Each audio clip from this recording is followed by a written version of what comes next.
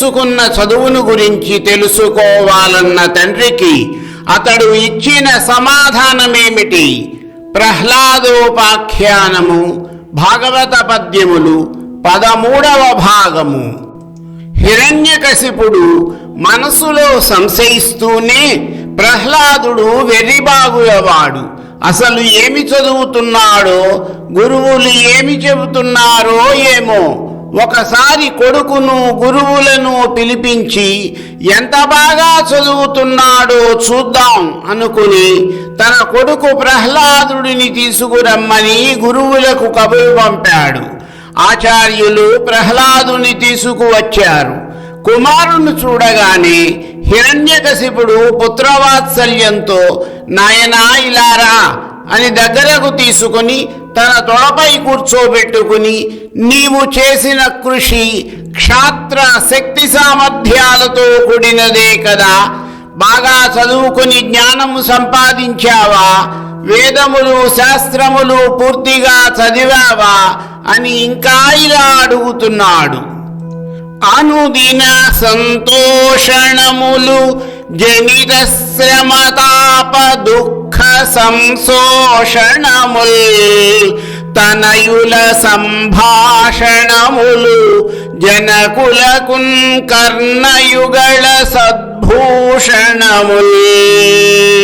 నాయన, తండ్రులకు వారి కొడుకుల ముద్దు మాటలు అనుదినము వింటున్నా కూడా విసుగు కలిగించవు, మిదుమిక్కిలి ఎంతో ఆనందాన్ని కలిగిస్తాయి. ఎంతటి శ్రమ వలన కలిగిన అలసట, తాపము, దుఃఖమునైనా కూడా తొలగిస్తాయి. కొడుకుల పలుకులు అంటే తల్లిదండ్రుల 2 చెవులకు పండుగలు. నాయనా, గురువులు చెప్పిన వాటిలో నీకు బాగా నచ్చిన వాటిలో ఏదో ఒకటి చెప్పు అన్నాడు. తండ్రి అయిన హిరణ్యకశిపుడు ఆ విధముగా అడుగగా ప్రహ్లాదుడు ఇలా అన్నాడు. ఎల్ల శరీరధారులకు ఇల్లను చీకటి నూతి లోపలంద్రళ్ళక వీరునే మనుమతి భ్రమణంబున భిన్నులై ప్రవర్తిల్లక సర్వమున్ అతని దివ్య కళామయమంచు విష్ణునందుల్లము చేర్చితారడవి నుండుట మేలు నిశాచరాగ్రణీ.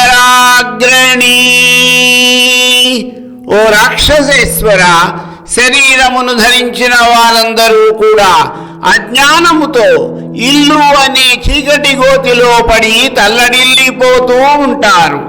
నేను వేరు, ఇతరులు వేరు అనే చిత్తభ్రమలో పడి భేదభావము కలిగి ఉంటారు.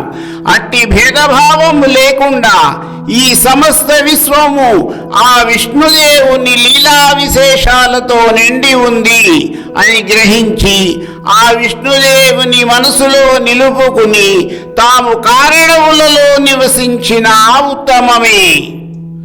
ఈ విధముగా శత్రుపక్షమునకు అనుకూలముగా మాట్లాడుతున్న కొడుకు మాటలు విని ఆ రాక్షసరాజు హిరణ్యకశిపుడు నవ్వుతూ ఇలా అన్నాడు.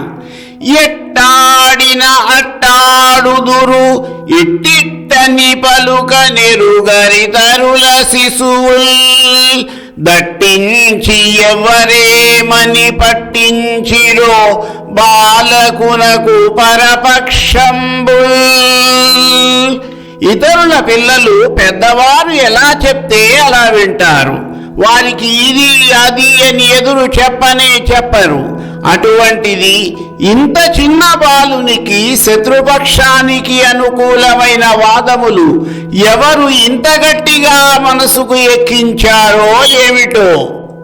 నాకున్ చూడగ చోద్యమయ్యడి గదా నా తండ్రి, ఈ బుద్ధిలా నీకున్ లోపలదోచెనో పరులు దుర్నీతుల్ పఠింపించిరో ఏకాంతంబున భార్గవుల్ పలికిరో ఈ దానవ శ్రేణికిన్ వైకుంఠుండు కృతాపరార్థుడతనిన్ వర్ణింప నీకేటికిన్.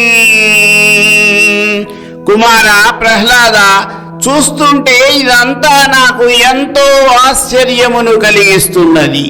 ఇటువంటి బుద్ధి నీ అంతట నీకు స్వయముగా కలిగినదా, లేక పరులెవరైనా ఈ చెడు నీతులు నీకు ఎక్కించారా, లేక నీ గురువులు రహస్యంగా ఇవన్నీ నేర్పారా? ఆ విష్ణువు మన రాక్షస జాతికి ఎంతో ద్రోహం చేసినవాడు. అతనిని కీర్తించవద్దు, కనీసము అతని పేరు కూడా తలచవద్దు. సురలందోలుటయో సురాధిపతులన్ సృక్కించుటో సిద్ధులన్ పరివేధించుటయో ముని ప్రవరులన్ బాధించుటో యక్ష కిన్నర గంధర్వ విహంగ నాగపతులన్ నాశంబునందించుటో హరియంచున్ గిరియంచు నేల చెడ మోహాంధుండవై పుత్రక. నాయనా ప్రహ్లాద, దేవతలను తరిమి కొట్టడమో లేక వారిని పట్టుకుని చావబాదడమో, మునీశ్వరులను బాధించడమో, యక్షులు కిన్నరులు గంధర్వులు పక్షిరాజులు నాగరాజులను చంపడమో చేయడం మన ధర్మం. అది మానేసి హరి గిరి అంటూ అజ్ఞానం అనే అంధకారంలో పడి కొట్టుకుంటూ ఎందుకు చెడిపోతున్నావు అని హితబోధ చేశాడు రాక్షసరాజు. తన కుమారుడు తెలియక విష్ణువును పొగడుతున్నాడని భ్రమపడి.